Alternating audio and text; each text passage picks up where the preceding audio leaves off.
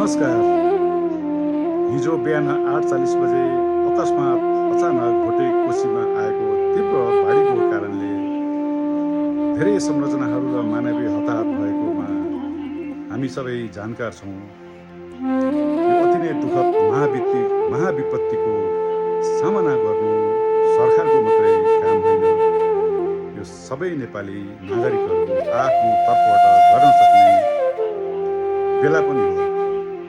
तसर्थ सामाजिक सञ्जालमा भ्युज बढाउन, कन्टेन्टको लागि विभिन्न समाचारहरू यस सम्बन्धमा आइरहेका छन्। कुनै एआई कन्टेन्टहरू हुन्छन्, कुनै मानिसको लास सहित विच्छेद भएको देखाउने गरेको छ भने कतिपय अमानवीय हिसाबले मृत्यु भएको मानिसहरूबाट गरगहना लुट्ने, ग्यासका सिलिन्डरहरू बगाएका जो थिए तिनलाई दिन हरालौस गर्ने जस्ता प्रवृत्तिहरू पनि देखिएका छन्।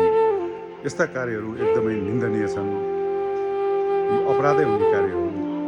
तसर्थ हामी सबैले समय अपनाउँ। मान्छेको जीवनभरिको सब बर्बाद भएको छ, जीवन गएको छ, केही बचेको छैन।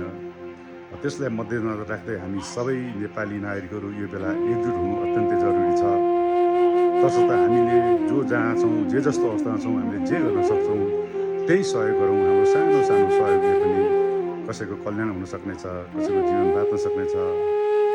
तसर्थ सामाजिक सञ्जालमा समन्वित भएर सामग्रीहरू पोस्ट गरौँ, राखौँ।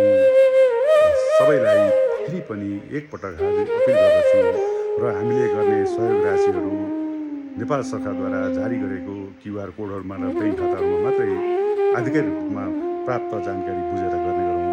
हस्त अब मृतकहरूप्रति हार्दिक संवेदना प्रकट गर्दै घाइतेहरूको शीघ्र स्वास्थ्य लाभको कामना गर्दछु। सबैले समय अपनाऊ। नमस्कार।